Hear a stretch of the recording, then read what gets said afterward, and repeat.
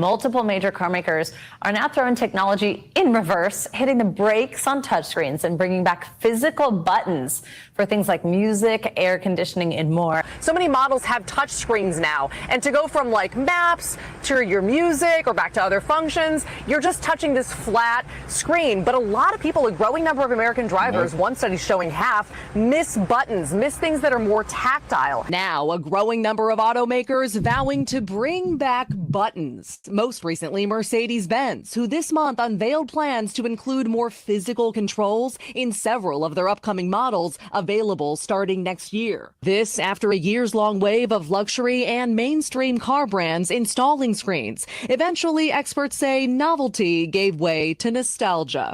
Multiple major car makers are...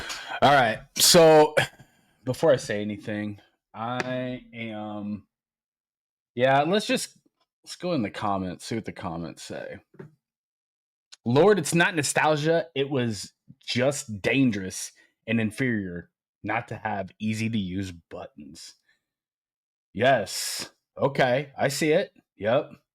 You can go through this, is only like 40 comments because I think this short's only like a couple months old. I think it said September 25. I'm assuming that's when the article or the video was created. Every one of them, I have not seen anything. Buttons are the best. Good cars should not be rolling tablets. Buttons and dials are better and safer. Are they safer? I could see it. Okay, yeah, I can see that. Love that. The older people need this. Not everyone can navigate touchscreens. Come on. I mean, some things need a touchscreen, some things don't. Thank you for bringing back buttons. I'm just gonna like that comment right now. Yeah. Let me see here. As a left-hander, I appreciate this. It's not easy to tap a screen with my right. I never thought of it. That's interesting. Okay. Or I guess I would have to move them. Okay. All right. About time. Took them long enough to realize the issue. I mean, it goes on and on and on. Actually, how about I just do this? It's my thing is I guess sometimes you gotta try something new to realize that it's not the way to go and that you've maybe fucked things up. But here the thing is if you've been on this channel at least for the past, I don't know, 3-4 years, we've covered this ad nauseum over and over about how buttons are just better. I went through all these shorts, and I think one video or one short I made how to use line lock on your ZL1, on a manual ZL1, got almost 1 million views. That one short got almost 1 million views because it's so dang complicated to use any of the launch software, any of the features for the 6th Gen ZL1 or the SS1LE. SS1LE, or I'm gonna guess SS. I never got to play around with a SS car, but the SS1LE, it was easier and quicker to navigate. I will say that the ZL1 is much more complicated, much more complex, but it also does more too. That being said, line lock button. It's super simple. I mean, I think Dodge and Ford did their line lock with a button. I never did get to verify. I just don't have access to a bunch of cars and shit like that. Nor did I have a bunch of time to go mess around with said cars. So I kind of have to take people's words for it. But as far as Dodge go, I got a ton of comments in my video saying, I got a button. It's easy to use. When you push it and you can feel that halfway point, when the detent clicks and you get that haptic feedback, you know whatever mode or whatever feature you're trying to mess with is now engaged, or you've done it correctly. A lot of the times you don't even have to take your eyes off the road. I much rather prefer buttons. Bugatti.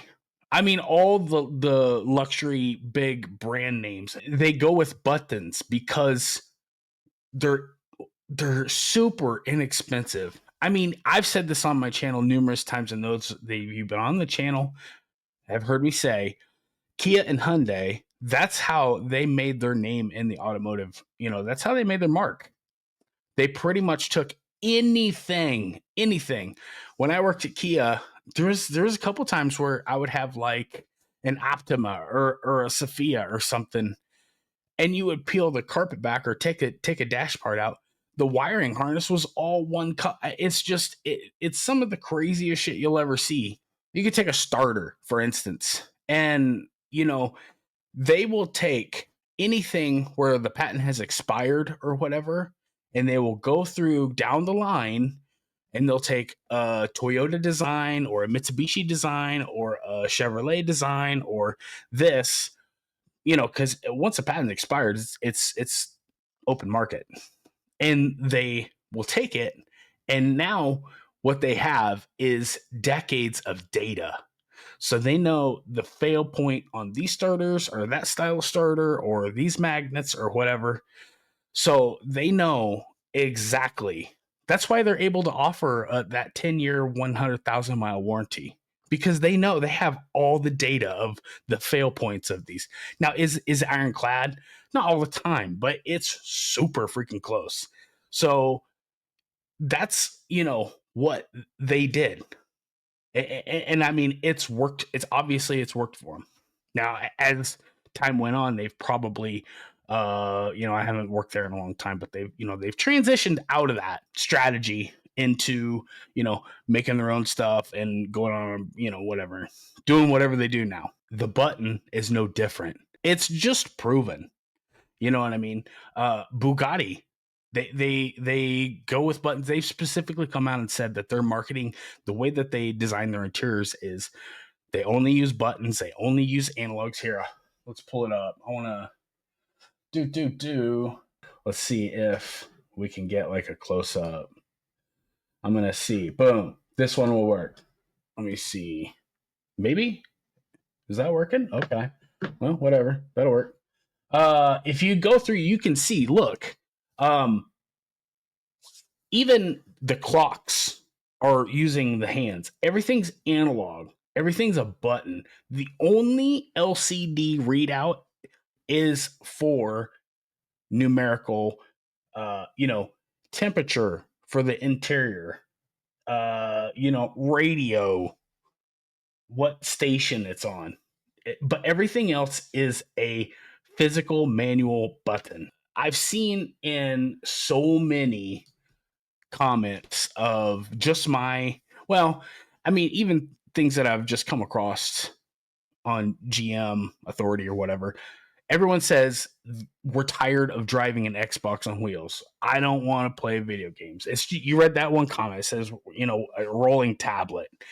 I'm gonna have my personal experience. I bought a brand new OJ, the orange 2019 Camaro SS1LE. Whenever the temperature would get, I'm gonna say below 50, 40 degrees or whatever, I'd be driving the car to work because I drove it year round. It was an awesome car driving in the winter. Probably the best Camaro ever in the winter. But you would start the car, take off or whatever. You would think that, it would take a little bit of time. The screen would just be black. Sometimes you would be able to faintly hear the radio. Sometimes it would be on full blast. Sometimes you wouldn't hear nothing. And of course, those are the days where you freaking hit every green light so you can't stop. Because you would have to, unlike my 96 Camaro I have now, you can't just like hit, pop it in neutral, turn the car off, and then turn it back on. You might be able to. You better be on a straight road, because the electric steering, I believe, would lock up. I tried it one time. But the thing is if you put it in accessory mode, but you have to hold the start button for like 10 seconds. And when you're going 30, 40 miles an hour or whatever to just do a simple restart, that's ain't worth it. But anyways, nonetheless, the tech it's not ironclad like what people think. Sometimes you touch the screen, it's unresponsive. Sometimes it would freaking glitch and it would go haywire, or it would have to do an update or whatever. Also, the another thing that made me nervous was what happens 10 years from now, 20 years from now? You know, what are, you know, I don't know. I don't know. Only time will tell, but that's why I made my entry point in those cars when I did, and I made my exit point on those cars when I did, because they're cool. Yeah. But yeah, I just, you get to looking around, especially when I dropped the glove box on that ZL1. I looked around and I saw all those modules, and I'm like, oh my God, no, not doing this. I am not doing this, because yeah, it's just a matter of time for stuff like my 96 starts wearing out, starts breaking, and showing its age. I think that this is going to be a massive positive. I hope that this idea is adopted throughout the industry. Absolutely. I'm in full support of this. People are watching. Don't forget to leave a comment, guys. Like the video on your way out. I hope you're having an awesome day. We'll see you guys on the next one. Till then, later.